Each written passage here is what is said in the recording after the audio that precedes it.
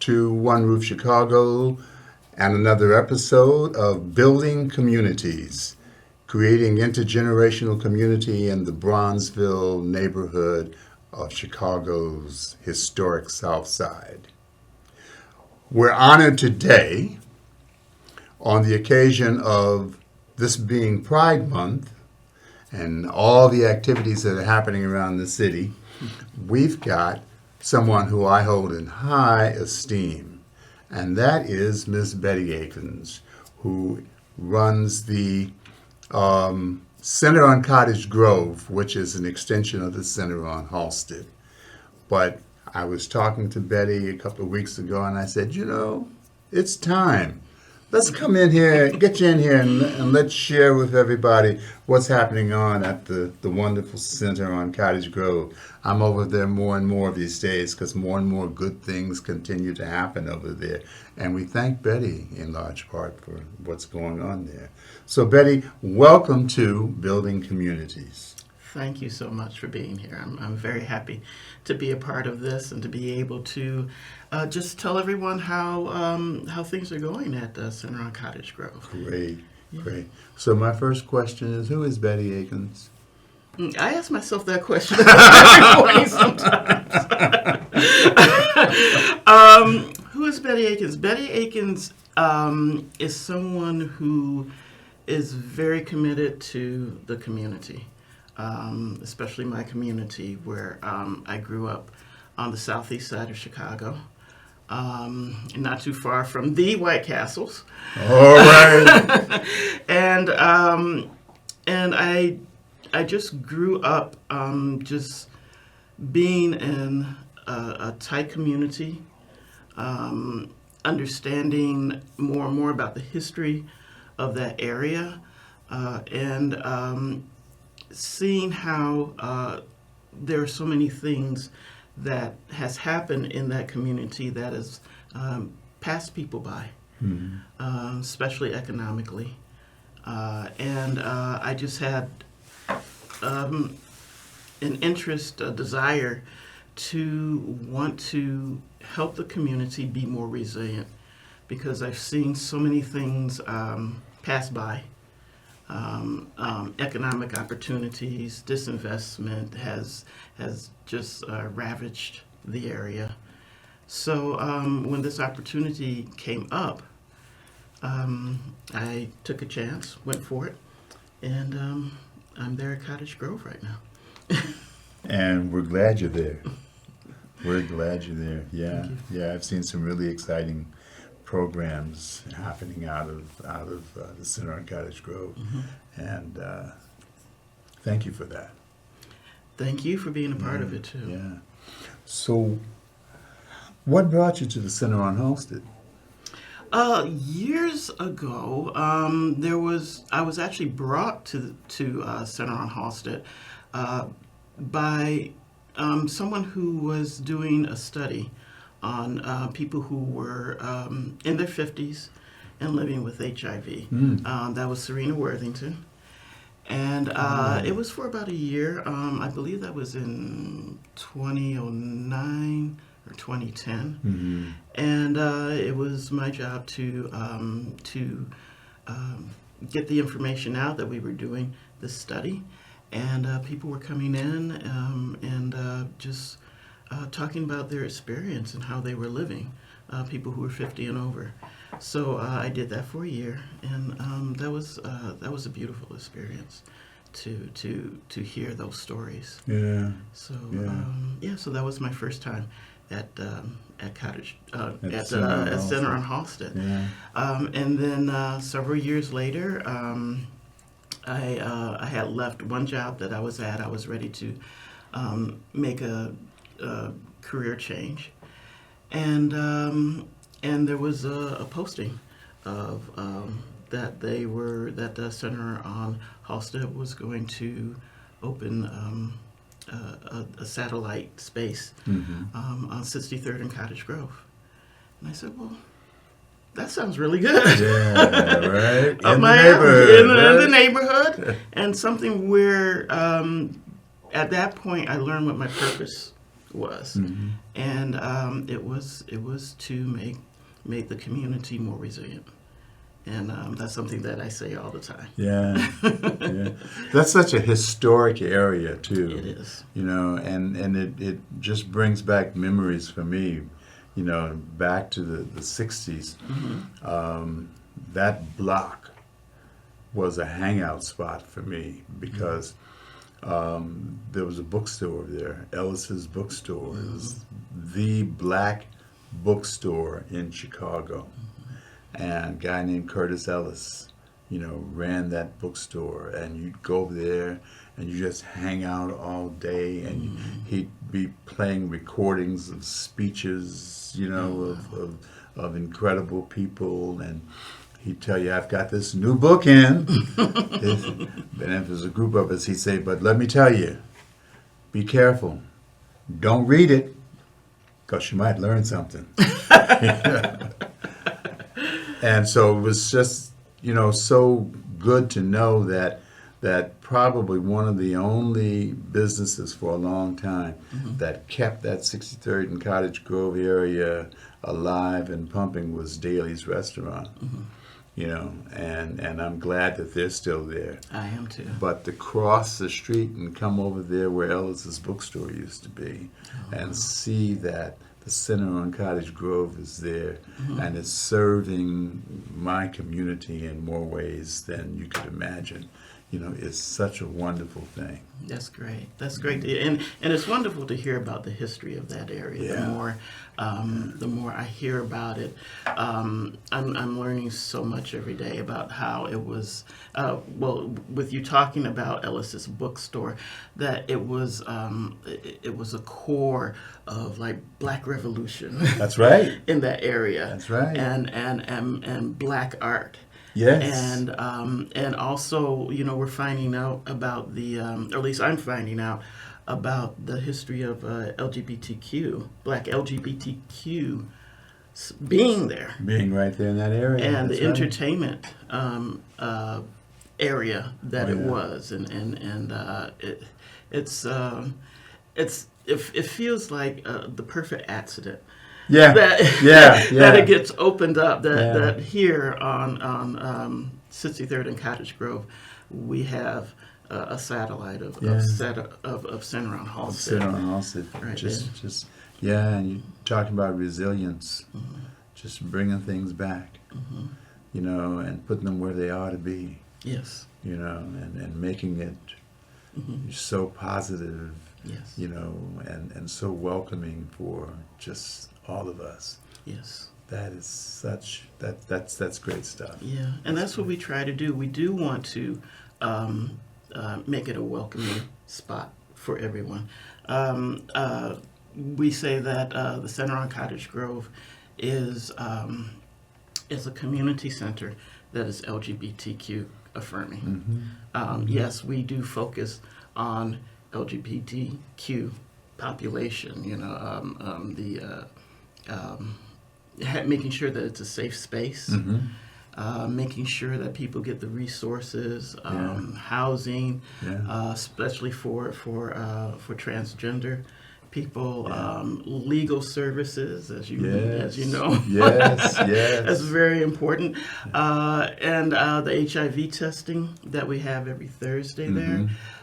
So yes, we do have that focus, but we also know that that it's in community. You know, that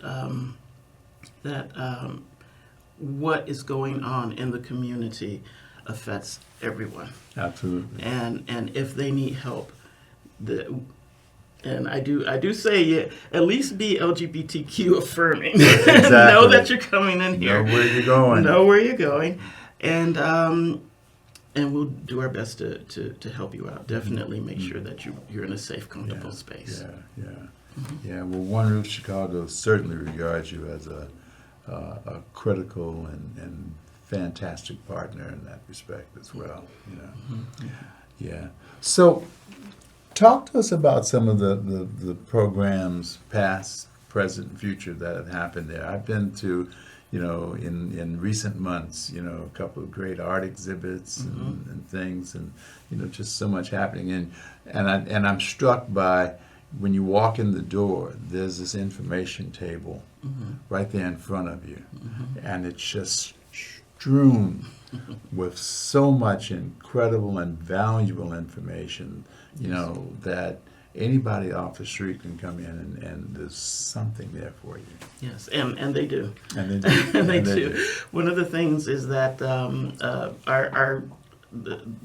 main clientele that we have coming in are people from off the street, and they are looking for information. So we try and have as much information to help people as possible.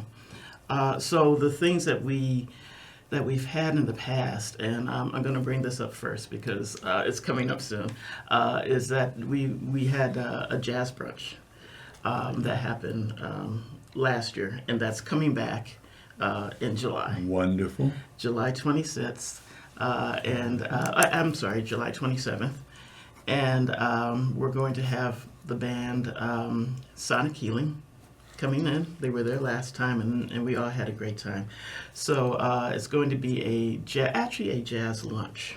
We're going to have to do it a little bit later because it's on a Sunday, and we want to make sure that everyone gets a chance to, if they're going to church, to. Oh yeah. Oh yeah. And then you could come and then party, let loose. But we're doing that in July. So and we're continuing with our art installation. We still have atmosphere formations, which is up, which was a first showing done by Terrence Miller. Wonderful pieces. And they were beautiful pieces that we had, which. And just before we had that exhibition, we also had the Chicago race riots, the 1919 Chicago race riots. So that historic information was displayed, and it was an incredible, exhibition. Yeah, that was. So we're continuing with bringing art in at least every other month, and we're going to. Have a new installation coming in that's connected with the Stonewall riots. Oh, wonderful! And that should be happening in around July 9th. Okay. So we should have that up, and I'll be able to give people more information. And you could also go to our website, which is centeronhalstead.org. And you should be able to see information about that there. Fantastic. And I think that with the art, one of the things that we had going on with the art is that we want LGBTQ artists to come in and be a part of that gallery, and for it to expand out into the community. So that's one of the future ideas that we have. That's, for me, that's scary. It is. Because as a collector, who is out of control most of the time. Most of the time, she's completely out of control. But as a collector, just being able to just see some of the incredible pieces that are displayed there, mercifully for me, most of the time that I come and I see an exhibit there, the artist is not there. And thank goodness for that, because that's a steadfast rule for me. I only collect art if I have met the artist personally. And I only collect original pieces. And I, for the most part, only collect art from people of color. So, tell the artist, stay away. I don't know if I could do that. Actually, I think you just opened the door for all to come in. I'm in trouble, I know. I'm in trouble. I know I'm in trouble. But yeah, there's so much good stuff. That what was it, 1919 race riots? Yes. That exhibit just knocked me for a loop. I mean, I knew that history, you know, being fortunate enough to be in school at the time when they taught this stuff, you know, but to actually see it and see it laid out like that, just wonderful. Very powerful. Yeah. And I bring up that exhibit was going on at the same time that the ice was coming in. Yes. So you're looking at something that happened in 1919 while seeing what was developing day to day, week to week, with ice coming in. With ice coming in. Yeah, just blowing up our lives. Yes. Yeah. The timing was just perfect It for was. that. It was. It really was. And it made it hit harder. So I kind of like first discovered the Center on Cottage Grove by accepting an invitation from a community group that was having an affair there on a Saturday morning. So the center still avails itself to community groups to, Yes, it does. you know, rent the space and come in and do your thing. Yes. Well, one of the things that's also encouraged is for other smaller organizations to come in and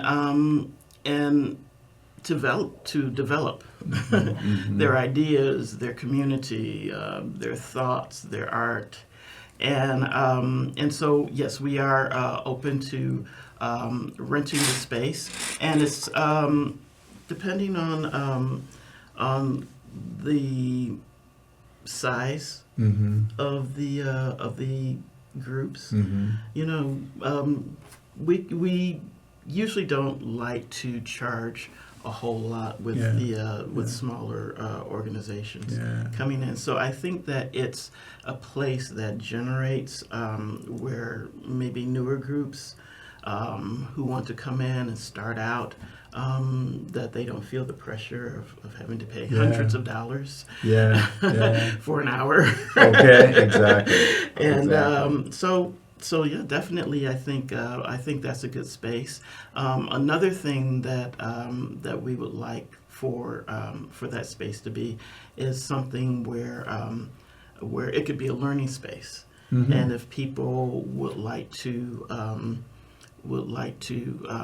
teach a course in something, or would like to maybe do a lecture, we're in discussion about that. And but that's something that we're definitely looking into in the future. We plan on having ESL and GED classes in the future there. So so we're doing things that we know is going to be helpful for people to just level up, to help improve their lives through learning. So again, that's something else that we're developing right now too. I love that. I just love that. Yeah, I do. Yeah. So, are there any things in particular, anything happening that stands out for you that you might want to just place some special emphasis on? Well, the programming that we have, we're trying to reach out more to youth. So we have a youth drop-in that happens every other Tuesday, and especially during the summer, school is out, and we would love to see youth coming in. It's a safe space. They can listen to music, watch TV. They can we feed them. We usually order a pizza. There's snacks. There's a drink there. And they can just relax and chill. So that's one that we have coming up. That's great. Yeah. That's great. That's great. Yeah. And also, I did want to mention that for Pride Month, that we do have a Pride Month match that is happening, so that all donations all the way through June 30th will be matched 100%, up to $45,000, and that's the courtesy of Holly King and Kenneth and Kenneth Giaconetti. Wow. So, yeah. Okay. So I just wanted to mention that. So this will definitely help with the programming, not just at Center on Halsted, but also at Cottage Grove. Yeah. And we want to continue being relevant in the neighborhood and continue bringing the history that's there on 63rd and Cottage Grove. That makes a huge difference, it really does. Next door to Daly's restaurant used to be a theater. Tivoli? The Tivoli. Tivoli. The Tivoli Theater. Yes. Which rivaled the original Regal Theater, which was over on South Park, which is now King Drive. Mm-hmm. But the Tivoli was just as grand show house. Mm-hmm. You could get movies there, certainly, but it was also a great place for live performances. And so where New York City has the Apollo, Mm-hmm. Chicago had two Apollos, Mm-hmm. the Regal and the Tivoli. Yes. And the Tivoli, was one of those places that lent itself to the LGBTQ community as well, because a lot of the performers that came out of there, had ties to the community. Mm-hmm. There was a show called the Jewel Box Review. Oh, okay. I think I've heard of that. Yeah, 25 men and one girl. 25 men and one girl. Wonderful, and it was at the Tivoli every year. Wow. That they'd come to town, Mm-hmm. And when that happened, it was like, the community would be out in force. I heard that there was something that happened, and there were a lot of drag queens involved. Lots. Lots of drag queens involved. Yes. And there would be so much energy that it would just spill out into the street, onto Cottage Grove. That's right, on the Cottage Grove. And that's I could just imagine that, and that's incredible history and to know about and to try and keep, and the neighborhood would come to life. yeah, and hopefully we could bring that history inside Sure. of Cottage Grove. Sure. Because it's a spot that has its own history as well. It's a launching pad, It too, is. for bringing it back, Yes. I love that.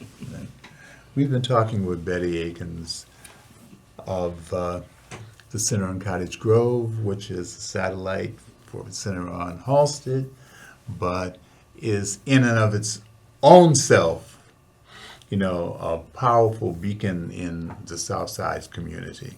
And we're just really fortunate to have that center, and we're fortunate to have Betty running it, and we're fortunate to have the things happening that are going on inside. So tell us again, Betty, how do you get in touch with you or get in touch with the center on Cottage Grove? You can get in touch with me at my email, which is Akins, BAKINS, at centeronhalsted.org. Just shoot me an email and any question that you have about what's going on at Cottage Grove. We can send you information, any ideas that you have about bringing your organization over there. We could just talk and we can create. It's a place for creativity as well, and I would love for you to be involved with what it is that we're making there. And we'll be sure to post that for the actual airing as well, okay? Okay. So we know. Thank you so much. You've been watching another episode of Building Communities, brought to you by One Roof Chicago. For information about One Roof Chicago and what we're working to do, you can contact us at www.oneroofchicago.org. Thank you.